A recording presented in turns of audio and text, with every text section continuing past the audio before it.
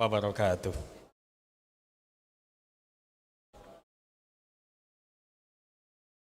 Ini suaranya urung akeh. Saya itu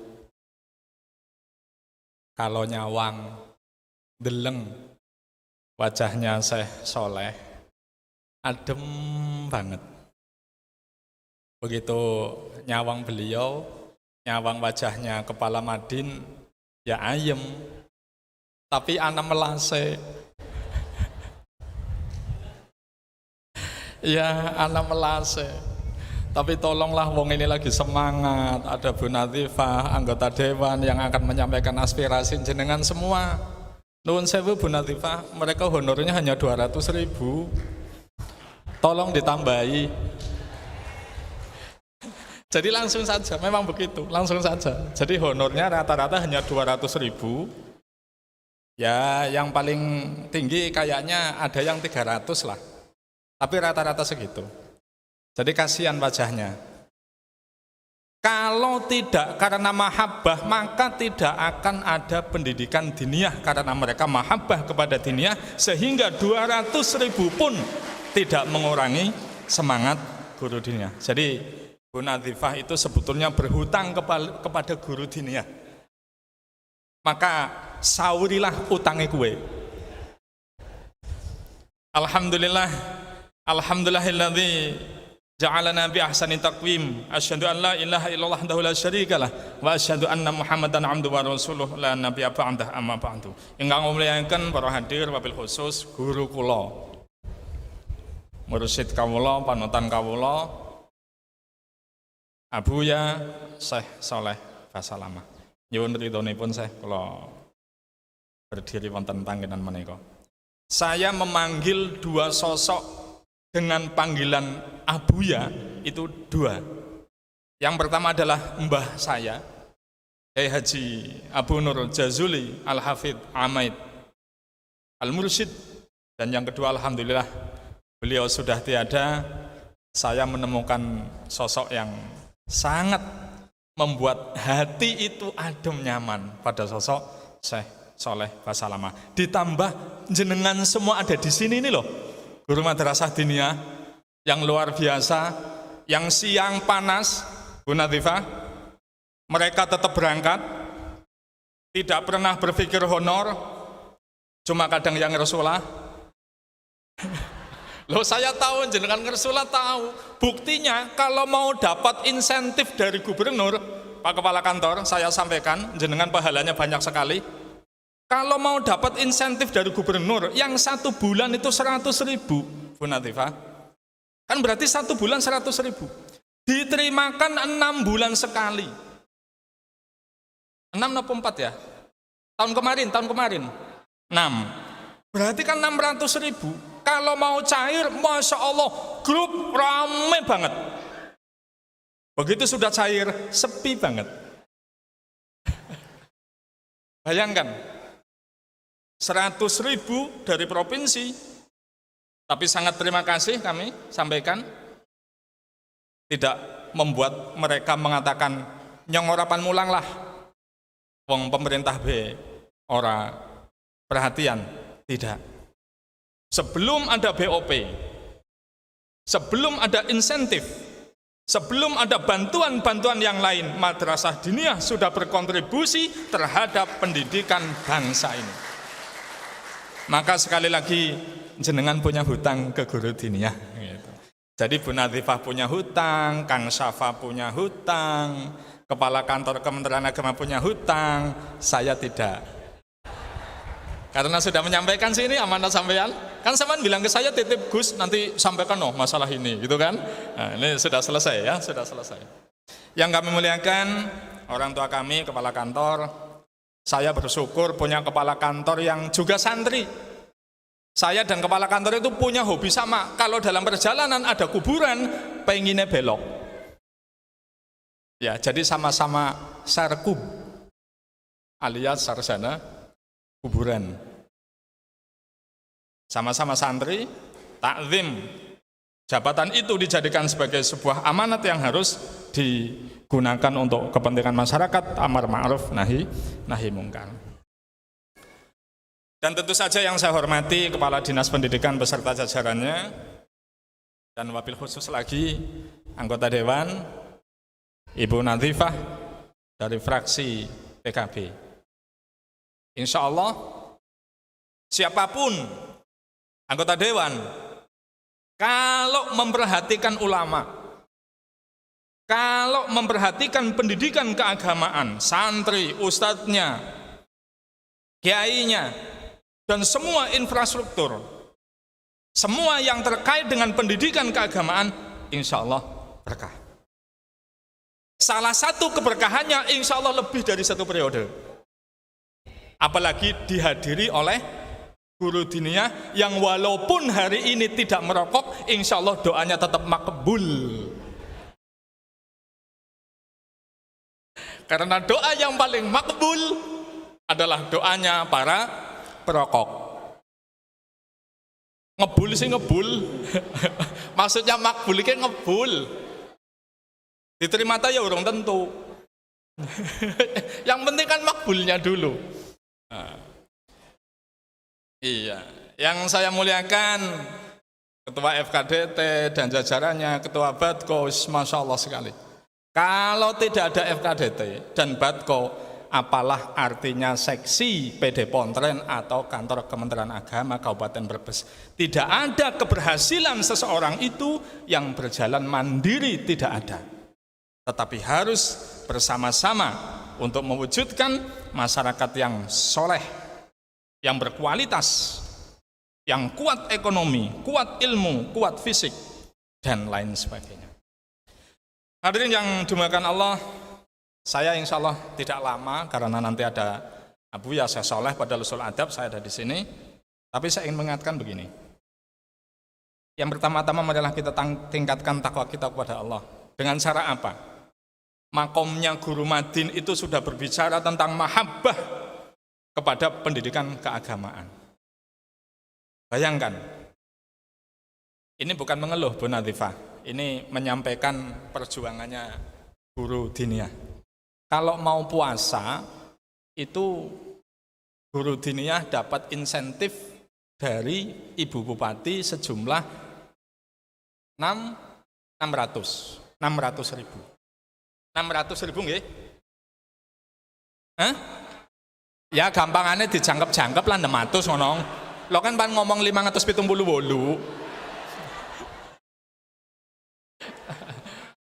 Bayangkan Ibu Nadhifah. Wong ini figur utamanya hari ini Ibu Nadhifah. Gitu? Satu diniyah yang dapat hanya 2 ustaz, jatahnya 2. Nggih? Semuanya itu ada 8 orang, maka duit 600 ping pindho 1.200 dikurangi pajak mau dadine 1.048 dibagi 6 guru diniyah, dibagi rata. Dan hebatnya bongbong kabeh, walaupun mungkin yang atine ora ikhlas. Sing ngolinyong kaya catetane aku kaya dibagi 6. Tapi kesadaran bahwa itu bukan yang utama, insya Allah setelah Lebaran diniyah tetap buka walaupun semua belum dapat insentif. Dan saya berharap ucapan saya ini sampai ke Ibu Bupati. Kemudian Ibu Bupati berpikir, oh ya tambahi tahun ngarep kabeh guru diniyah dapat semua. Allahumma amin. Luar biasa, gaji 200.000 bisa bongbong. Ya guru diniyah tok. Selanjutnya salawat serta salam adalah tetap kita limpahkan kepada junjungan kita Nabi besar Muhammad sallallahu alaihi wasallam. Allahumma shalli ala Muhammad abdika wa rasulika nabiyil ummi. Rasulullah itu enggak ada lawan. Kalau kita ngaji di pesantren, kalimat-kalimat tasbih, kalau masih menggunakan adatut tasbih, itu maknanya masih di bawah. Anta kasyamsi wa anta kal badri. Tapi Rasulullah Kalimat tasbih dengan tidak menggunakan tasbih anta syamsun anta badrun, maka itu adalah sighat muntahal jumu', tidak ada lagi yang bisa digunakan untuk tamsil Rasulullah. Maka bersyukurlah kita semua menjadi pengikutnya. Allahumma shalli ala Muhammad. Tapi mengikuti sunnah Rasulullah juga harus kita baca dalam konteks yang lebih luas. Tidak hanya dibaca teks, apalagi ini adalah acaranya halal bihalal. Contoh, saudara-saudara kita yang di sebelah yang sering mengatakan sayalah yang paling ahli sunnah karena saya pakai gamis, saya jenggotan, saya pakai udeng-udeng, maka itu harus dipertanyakan. Kenapa? Abu Jahal yang nganggone gamis, jenggote dawa, nganggone undeng. Bedane Rasulullah senyum, Abu Jahal besengut. Jadi hari anak guru dinia Jumatan ngaune gamis, pakainya undeng-undeng, jenggote dawa, raine besengut, berarti putune Abu Jahal, bukan cucunya Rasulullah. Kenapa? Substansinya bukan di gamis, tapi substansinya adalah wajahnya yang penuh dengan senyum. Nih saya yang paling ahli sunnah, kenapa sampai sekarang saya kalau makan pakai 3 jari? Karena Rasulullah makannya pakai 3 jari. Betul. Kenapa? Rasulullah yang diambil adalah korma. Wong Jati Barang, wong Klampis, wong Brebes, Larangan, Ketanggungan, pan nganggo jentik telu, wong sing dicukut jangan asem kah? Ya pakainya sendok. Maka dalam pemahaman teks dan konteks, bukan pada jari 3-nya, bukan pada sendoknya, tetapi bagaimana kita makan dengan penuh akhlak. Jangan sampai makan itu justru menjadi tidak berkah. Tapi makan pakai 3 jari tetap penting, sebab nopo? Kadang medang sing dicukut mendoan. Jadi kalau ambilnya mendoan pakainya jari 3, jangan pakai sendok. Ari nganggo sendok, mendoane guling. Maka halal bihalal itu ya tidak ada zaman Rasulullah. Tapi substansi halal bihalal itu ada, maka memahami agama itu harus berdasarkan agama yang bersifat universal dan agama yang bersifat konteks kelokalan budaya masyarakat setempat. Maka satu sisi katanya kalau muji orang di depannya tidak boleh, tapi saya sangat mencintai, saya sangat mahabbah di hati yang paling dalam. Saya menempatkan posisi saya berada di bawah telapak kaki Syekh Soleh Basalamah. Salah satunya apa? Beliau nuwun sewu bukan rasis Arab, tapi saya selalu melihat beliau pakainya sarung. Kenapa? Universal Islam adalah menutup aurat. Gak Cina, gak Jawa, gak Sunda, Eropa, Amerika, Asia, semua harus nutup aurat. Tetapi Islam lokal, kearifan budaya, wong Jati Barang, wong Brebes, wong Tanjung, Hulakamba, ya mesti neta Jumatan nganggone sarung. Maka sarung insya Allah tidak kalah mulia dengan menggunakan gamis. Tapi karena Rasulullah hariannya pakai gamis, maka tidak boleh ada orang yang membenci orang yang pakai gamis. Tidak ada orang yang boleh curiga atau benci ketika ada orang pakai cadar. Tidak boleh. Kenapa? Itu bagian dari pemahaman agama. Kita kan sering ada orang pakai cadar, curiga. Tidak boleh. Kenapa? Karena kalau kita mengaku mazhabnya Imam Syafi'i, maka yang pas yang pakai cadar.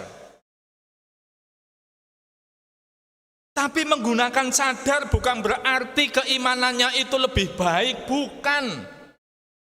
Itu yang harus kita ingat. Maka disitulah pentingnya tawadhu dalam beragama. Ada orang tanya, saat bisane ya pada halal bihalal, nang Arab langka ka Kanjeng Nabi ora ka. Saya jawab, bisane zamane Nabi langka halal bihalal, tekan saiki nang Arab langka halal bihalal, wong ning kana langka wit kelapa. Kok bisa? Lah sing nggawe kupat sing ngendi? Wong ning kana langka janur. Maka disinilah kita harus mengapresiasi ulama-ulama pesantren kita zaman dulu. Yang mengajarkan Islam tidak hanya teks, tidak hanya alhamdulillahirabbil alamin, tidak. Sunan Kalijogo pakai wayang, tapi diingat bukan hanya wayang, tapi dulu para ulama memanfaatkan media Indonesia yang beriklim tropis, berada di garis khatulistiwa, maka dakwah pun dengan menggunakan media tumbuh-tumbuhan dan makanan. Bayangkan, gak cuma wayang. Apa buktinya? Halal bihalal. Halal bihalal anak kupate. Maka bagusnya itu di sini ada kupatnya, walaupun banner tok. Kupate langka. Karena kupat dimaknai oleh ulama Jawa ngaku lepat. Kupate dibungkus nganggo janur ja'awis teka opo nurun cahaya. Maka siapapun yang sudah berpuasa di hari lebaran mengaku semua kesalahannya, Allah akan berikan cahaya. Karena wong Jawa gemien nurung bisa bahasa Arab, daning Wali Songo diajarkan pakai media tumbuh-tumbuhan. Oh, kupat lan janur. Cuma kadang ya lebaran mau neneng aku lepat malah gawe dosa, walaupun nggak sengaja, terutama ibu-ibu. Iya. Kok bisa? Kayak sih harinya gue jajan, ponakan teka, dulur teka, alhamdulillah sehat ya, minal aidin wal faizin. Ya, monggo jajannya dimaem, jajannya kongguan. Monde. Bocah cilik seneng nyongpan milih kae-kae. Sing lapise telu warnane putih. Barang dibuka, Masya Allah, kecewa karena isinya rempeyek. Anak itu geser, jukut monde, dibuka, tambah kecewa karena isinya rengginang. Jadi kalau nggak pengen buat dosa, begitu silahkan dimakan jajannya, tapi mohon maaf, wadahnya kongguan, isinya rempeyek. Itu nggak dosa. Itu yang dilakukan oleh ulama-ulama kita. Wadahnya sama, isinya beda. Selamatan dulu ada. Ini untuk membantah mereka-mereka yang membid'ahkan selamatan. Ini untuk membantah bahwa selamatan itu boleh. Kenapa? Sesuatu yang pada masa Rasulullah tidak dilakukan bukan berarti haram. Karena al-aslu fil asya lil ibahah. Segala sesuatu yang belum ada juklak juknisnya dalam agama, maka dihukumi mubah. Mubah itu boleh. Tutup mubah rokok dawa dicecek. Begitu mau masuk aulanya Syekh Soleh lagi pada udut esi dawa pan mlebu kudu dibuang, mubah men yakin. Bukan itu mubadir. Jenengan kayaknya banyak yang enggak ikhlas, enggak ngerokok.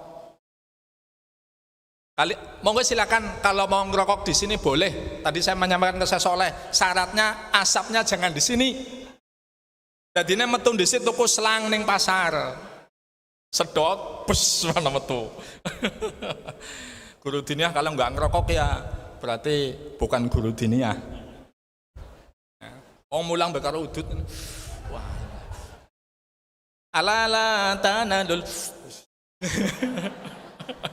Santrine wis apal ngomong kan ora pol Pak Ustad. Lagi sih ngempot. Sarung isine bolong-bolong.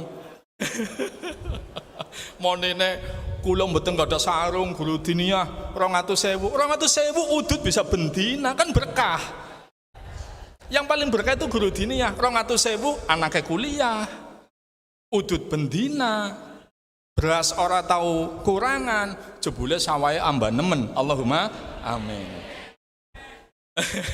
Jadi mulang dina itu untuk khidmah tapi maisahnya itu dari yang lain. Ini loh. Selamatan itu ndak apa-apa. Wong jenenge selamatan kok ora oli. Sedekah laut itu ndak apa-apa. Wong jenenge sedekah kok ora oli. Ini cara berpikirnya. Kenapa? Musyrik. Ya, dulu sedekah laut untuk memuja. Kalau di utara Syekh Lanjar, di selatan Nyai Roro, Kidul. Dulu yang diminum ciu,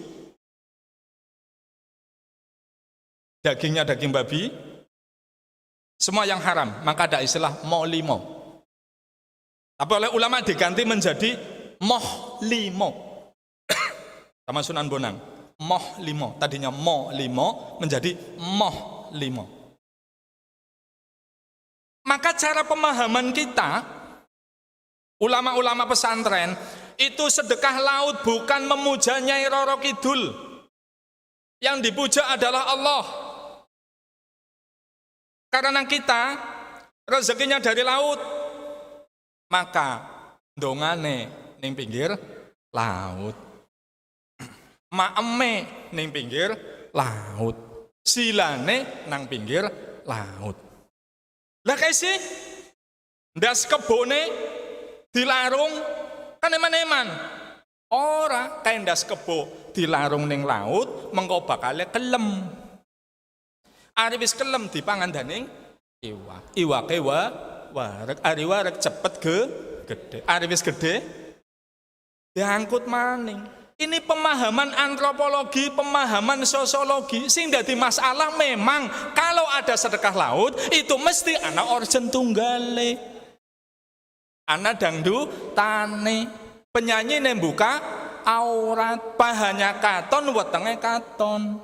Coba ini ustadzah, ibu-ibu. Sampean kalau lihat ada penyanyi, apapun musiknya, joget, pahanya kelihatan, wetenge katon, ibu-ibu seneng apa enggak? Seneng apa enggak? Enggak kan? Jeleh kan? Kowe sampean jajal ngarepku.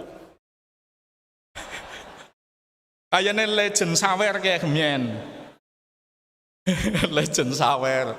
Kayane alumni kayak, alumni tukang nyawer kayak.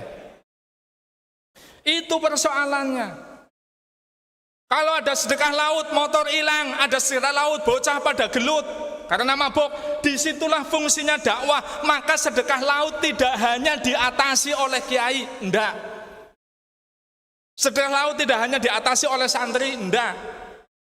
Ben motor ora hilang, Satpol PP diundang. Ben ora gelut, polisi libatkan. Dananya kurang, panggil Bu Nadifah dari dana aspirasi. Maka ini menjadi tanggung jawab bersama. Ana sing mutah kae salah maam kepedesan, dinas kesehatan panggil.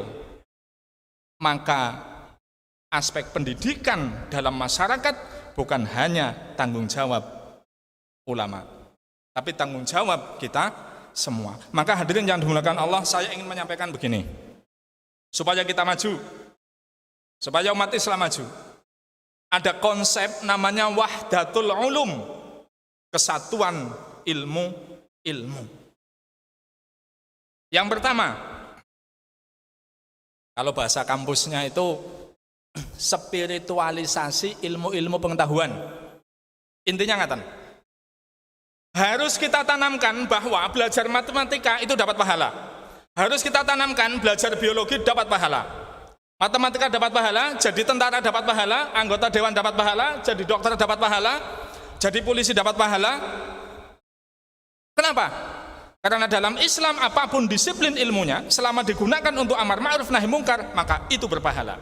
Bukan hanya fikih, bukan hanya ilmu faraid, bukan hanya ngaji tentang zakat, tapi apapun ilmunya. Maka dulu pada masa awal Islam tidak ada dikotomi ilmu dunia dan ilmu akhirat, semuanya adalah ilmu agama. Maka ibu yang jadi dokter, pada hakikatnya dia adalah ulama. Anggota dewan, ulama. Kepala kantor Kementerian Agama jelas suhunya ulama. Karena kepala kantor Kementerian Agama. Ini yang pasang kamera dapat pahala. Santri yang buatin pedang dapat pahala. Drivernya dapat pahala. Kenapa? Rasulullah sudah mengatakan 1500 tahun yang lalu bahwa semuanya berpahala. Iman itu punya cabang 60 cabang. Ada lagi teks 70 cabang. A'laha qaulu la ilaha illallah wa adnaha imatatul adza anit thariq. Ilmu itu cabangnya banyak, iman itu cabangnya banyak. Yang paling tinggi la ilaha illallah, yang paling rendah adalah imatatul adza anit thariq, menyingkirkan batu dari tengah jalan. Konteks yang lebih luas DPU bagiane. Kemen PUPR bagiane. Mereka akan masuk surga yang pertama kali. Kenapa? Nggawe dalan apik. Coba kalau jalannya jelek, mau pengajian ke Soleh Basalamah, lah macet, malah orang mangkat. Semuanya berperan. Gawe dalan, tukangnya yang mlebu surga, tukangnya ngelih, pengen maem ning warteg, kowe sing duwe warteg mlebu surga. Warteg nyediain es teh, kowe sing jujugi es batune dapat surga. Pabriknya dapat surga. Pabriknya dibangun dan tukangnya dapat surga. Tukang mangkat bombong karena bojone ngladeni, bojone dapat surga. Spiritualisasi, ilmu pengetahuan. Artinya di luar ulama, di luar kiai, siapapun bisa masuk surga sesuai dengan peran yang dia lakukan sepanjang amar ma'ruf nahi mungkar. Yang kedua, humanisasi ilmu keislaman. Kelemahan umat Islam adalah dikotomi ilmu bahwa kita terlalu sering berbicara surga neraka. Kita terlalu sering berbicara yang hoib, tetapi kita melupakan bahwa got mampet dinia toilete dudu mambu, dudu jorok, memang langka.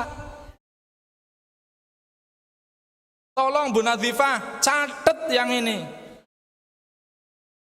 Dinia rata-rata nggak punya toilet. Maka nggak salah kalau anak santri dinia pipi senang sawah, nggak salah. Wong ustadz anak si pipi saya ngisor wit kelapa. Tolong ini dicatat. Tapi guru dinia jangan disuruh bangun toilet. Biar Kemen PUPR saja yang bangun karena hasilnya lebih bagus. Kalau guru dinia nanti buat saluran airnya malah maringume dewek. Karena bukan ahlinya. Ini loh. Humanisasi ilmu keislaman. Mari kita turunkan ilmu keislaman menjadi rahmat dengan gotnya bersih, jalannya bagus, kesehatan terjamin, kelas rombelnya 40 maksimal karena memang idealnya sebegitu. Ada yang 20, ada yang 30, disesuaikan dengan ukuran ruang.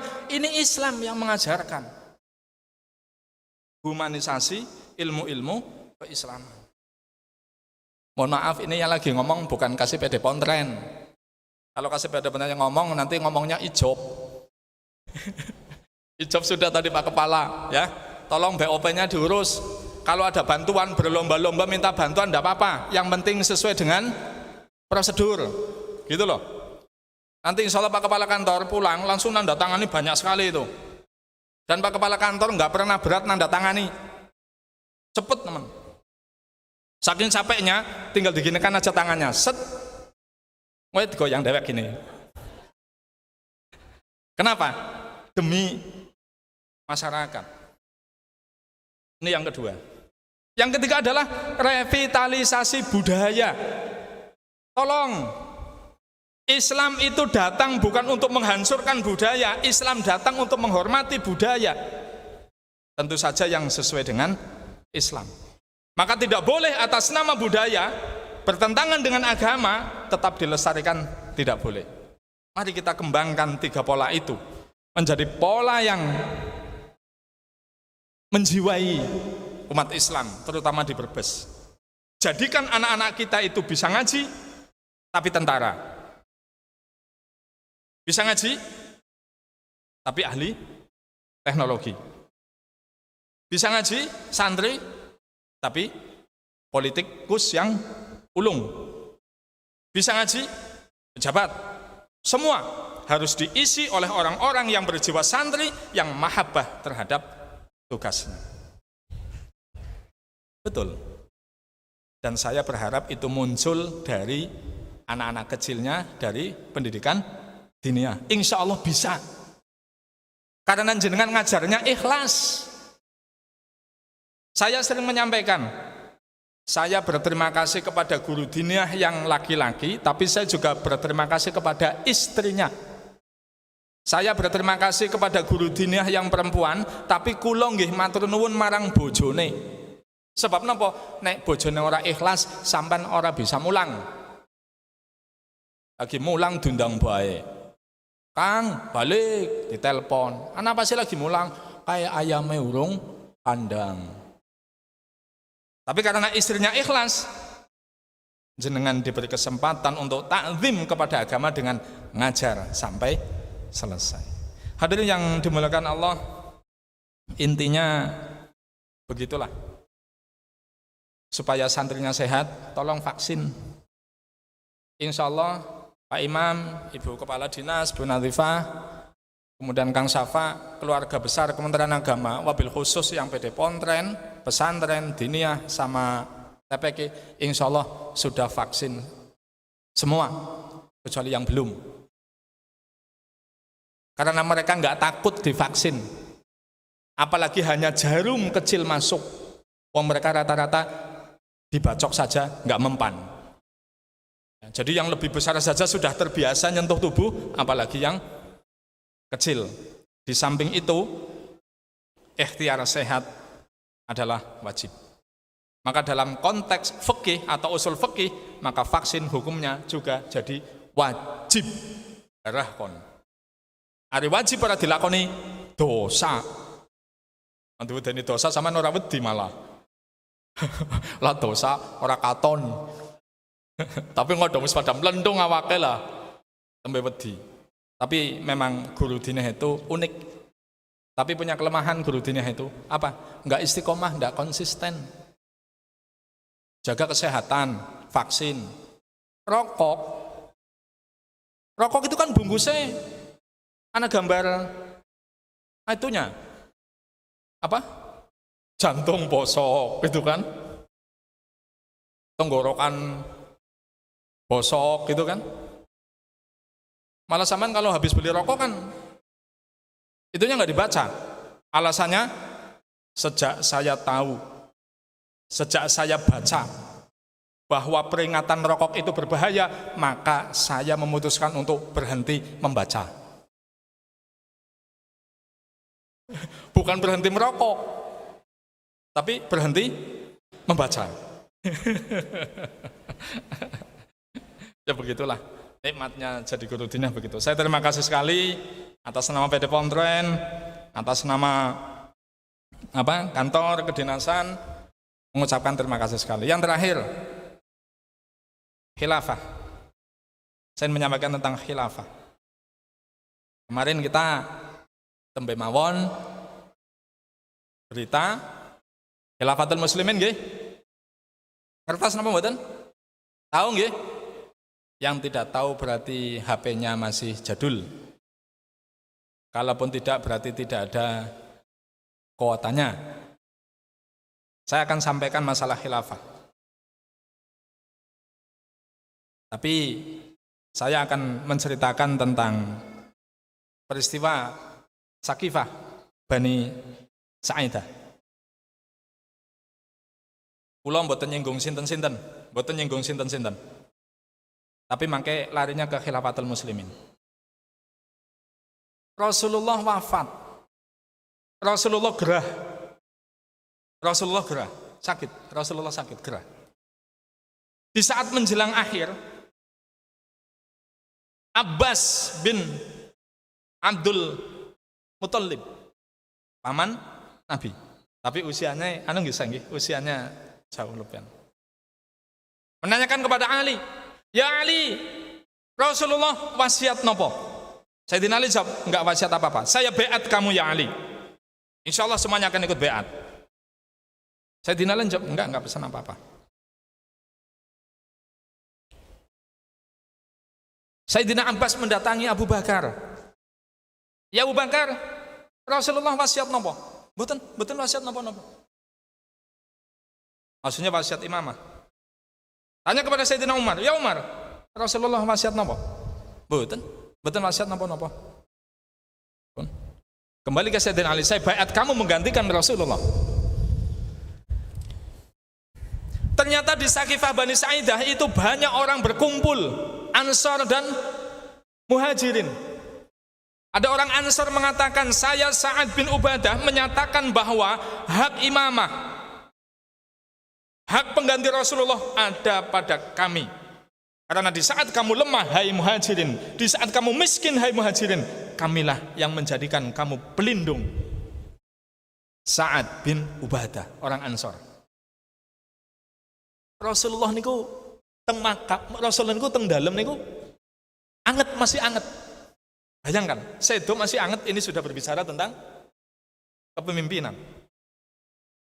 Mendengar di Saqifah Bani Sa'idah ramai siapa yang akan menggantikan Rasulullah. Sayyidina Abu Bakar menemui Sayyidina Umar. "Kamu dengar enggak di sana ada ramai-ramai?" "Enggak, ayo kita ke sana." Di jalan ketemu dengan Ibnu Ubaidillah Al-Jarrah bertiga. "Ini ada apa? Ramai." Datang ke Saqifah Bani Sa'idah.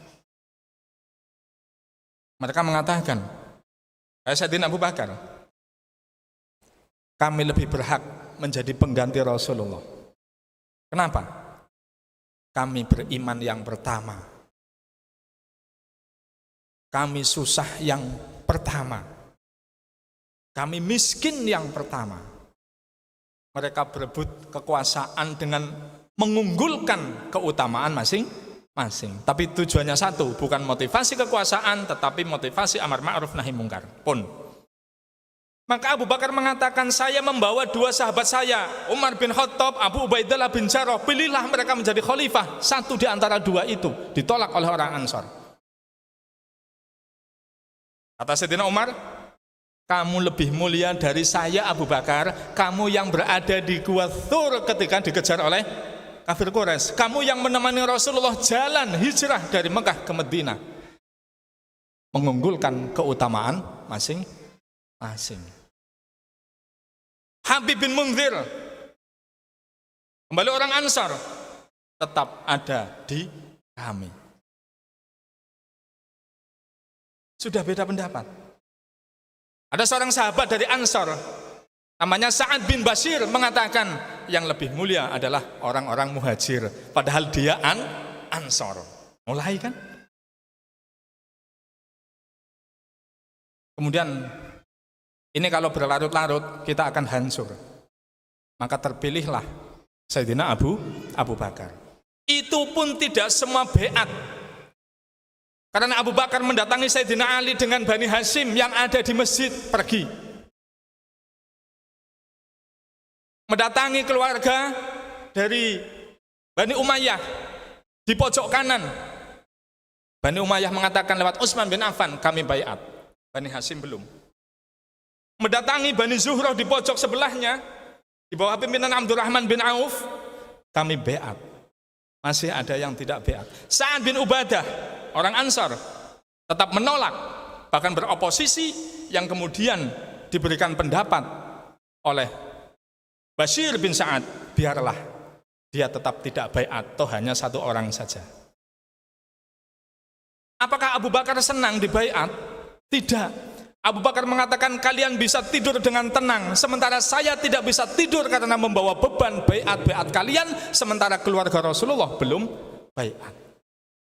Maka ketika datang ke Sayyidina Ali, ketika datang ke Fatimah, apa yang dilakukan oleh Fatimah dan Sayyidina Ali? "Kamu memuliakan diri kamu atas Ansor, sementara kamu tidak melihat kami yang lebih mulia, karena kami adalah darah daging Rasulullah." Sayyidina Ali adalah menantu Rasulullah, berkecamuk. Kemudian disepakati Abu Bakar Siti Fatimah meninggal setelah 75 hari, Sayyidina Ali baru beat, bahkan menyatakan bahwa kami akan tetap berada di belakang Sayyidina Abu Bakar. Artinya perbedaan pendapat adalah hal yang wajar. Kita bisa melihat Sakifah Bani Sa'idah dengan sebegitu tegangnya sama sekali tidak menumpahkan darah. Ketika sudah sepakat, ditaati. Kita sepakat bahwa Indonesia itu adalah negara kesatuan Republik Indonesia. Pancasila, Undang-Undang Dasar, Bhinneka Tunggal Ika, maka siapapun harus tunduk kepada aturan-aturan yang sudah disepakati. Maka Indonesia adalah bilad, mithaq bilad, negara yang dibangun berdasarkan kesepakatan. Kita ada janji. Janji al-ahdu huwa as-syariah. Janji menepati kesepakatan adalah syariat. Maka wajib hukumnya kita membela negara yang sudah dibentuk berdasarkan kesepakatan. Selain itu, berarti tidak taat kepada negara. Maka saya minta marilah kita kuatkan pendidikan kebangsaan di anak-anak santri diniyah. Khilafatul Muslimin yang kemarin menjadi sorotan, sudahlah kita sadarkan. Bagi yang tidak bisa disadarkan, maka dia berhadapan dengan hukum. Karena apa? Masuk kategori tidak taat kepada negara. Tidak boleh ada bendera yang berkibar kecuali merah putih. Silakan bendera NU berkibar, silakan bendera merah putih berkibar. Jangankan NU, jangankan bendera Muhammadiyah, bendera klub sepak bola saja boleh berkibar, tetapi tidak boleh melebihi merah putih. Mari kita camkan itu, dan marilah kita jadikan halal bihalal ini sebagai arena, momen untuk memajukan pendidikan diniyah yang merupakan tanggung jawab bersama. Mohon maaf, Syekh Soleh ngapunten, sul adab, hanya menyampaikan tugas, mudah-mudahan manfaat. Akhirul kalam, assalamualaikum warahmatullahi wabarakatuh.